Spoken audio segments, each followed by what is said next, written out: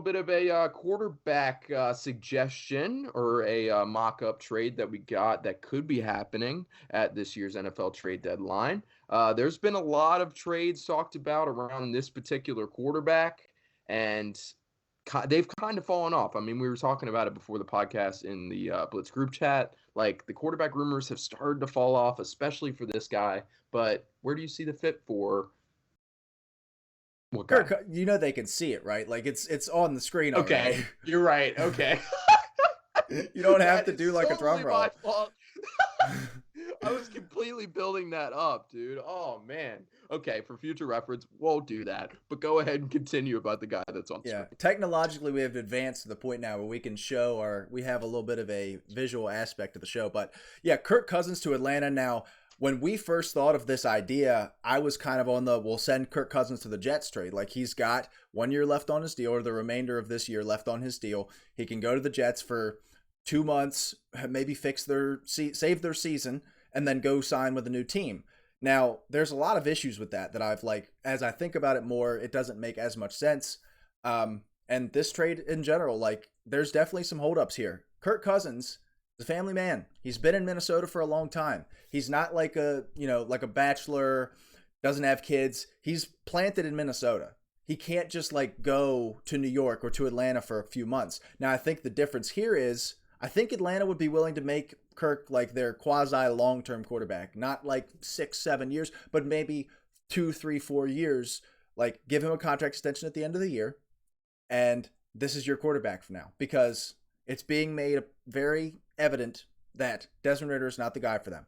And then also, I think Atlanta has kind of played their way out of they're not going to be in the Caleb Williams, the Drake May conversation. And then you're picking in the middle of the first round, and even those guys are a little bit of a crapshoot. And then you've got to start this cycle over again with a good roster that they've invested heavily in, really, for this year. They put a lot of money into this defense this past season. You go get Kirk Cousins, not only I think you become the favorite in this division. I've always thought that they were the favorite in this division. I think Kirk Cousins enhances that. I think Kirk Cousins may even push you into is this the fourth best team in the NFC maybe? Can they start knocking on the door there to win a playoff game type situation? I mean, Kirk Cousins, that's spicy for sure. Been playing even with the Viking struggles. He's been playing one of the top 10-ish quarterbacks in the NFL so far this season. The Falcons are at a 500 record with Desmond Ridder playing one of the worst 2 or 3 quarterbacks that have played this year, or at least that were slated to start. Kirk Cousins, such a big upgrade over that. I don't know what you give him contract-wise in this trade, obviously. Ritter's going to go to Minnesota, and I'll talk about that in a second, as well as a 2024 third, which would be a little bit more value than the compensatory pick. I think that would also, you might have to do some convincing with Minnesota, because while I do think that they're headed in the other direction, they do have to think about Justin Jefferson here, and what does this mean of okay, we're trading away your franchise quarterback.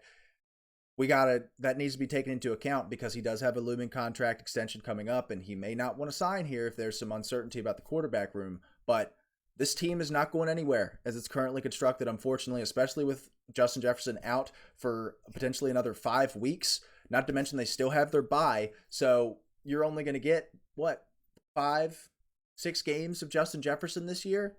And with the roster that they have, I mean, they just beat the Bears by 6. They're sitting at 2-4.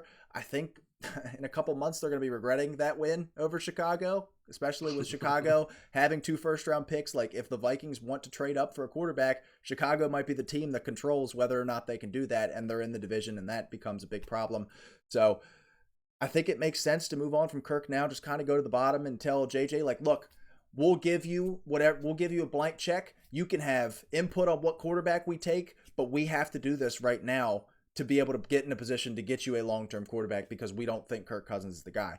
Now, Ridder going to the Vikings, I think, makes a little bit of sense. I thought about this in the same way that I thought about Zach Wilson going here, of they need a guy, and maybe Desmond Ridder figures something out here. I don't think that's going to happen. I liked that idea a little bit more when it was Zach Wilson, because, former number 2 pick, he's definitely had some confidence issues, and maybe here in Minnesota without as much the New York media and all that stuff, maybe he figures out. Maybe Desmond Ridder does figure it out here. I don't think he will, personally, but just somebody to throw in the trade. So you don't have to send the Desmond Ridder. the Desmond Ritter clip of us like Yeah, I was about to say contemplating whether or not he should be sat down the is like best our most popular one. best video this season here has been saying Oh, that Ritter needs to be sat down. But then Kirk Cousins in Atlanta, I touched on it a little bit, man. Like, would that not be like a really good? You got Kirk, you've got London, you've got Pitts, you've got Bijan. Like, he's almost going into a very similar situation that he had last year. Now the difference is the ideology is going to be a little different. Kevin O'Connell, they pass at one of the top 5 highest rates in the league. Now this team not going to be that, and that's why I always thought the fit in Atlanta was weird. But I definitely think that Kirk could make it work. Yeah. But like Bijan, I know okay. he's got like a good running game like he had in Minnesota for all those years with Dalvin. He'll have that with Bijan. He'll have a number 1 wide receiver in Drake London to throw it to. He'll have a number 1 tight end like he's had with Hawkinson for a while. Maybe we fix Kyle Pitts and start getting him the ball. Dude, imagine if they just flip this thing on its head and they start throwing the ball like 40 to 50 times a game. Like, As you like Hawkinson, Pitts, I know it's Jefferson, London, Jefferson London Cook, is a little bananas, okay. but Okay. I even hesitated to let that go out of it. Like, I thought about it and I was like, I probably should just gloss over that and not say that out loud. But No, man. I mean, he's just in his second year. The dude's like what, like 13? Like Drake London's one of the youngest wide receivers in the National yeah, Football I mean, League. I So, get like, it, but Justin Jefferson is like the best receiver. oh yeah, So yeah. There's no doubt. we'll gloss over that. But the obvious hurdle here is, does Kirk Cousins waive his no trade clause? And that's going to be the problem. Is like, I think it would need to be communicated to Kirk, hey, we are going to pay you X amount of money this offseason. We plan on you being our franchise quarterback for this many years, for him to be like, okay, we're going to drop mid-season. Because you also have to remember, like, the Jets thing doesn't work because he's now got to learn a new playbook in the middle of the season. He's got to walk into a new situation in the middle of the season. That's going to hurt his numbers. If he goes to a new team, he's got an impending contract situation. That could hurt his money if he goes to New York or something like that and takes a long time to get up to speed on that playbook.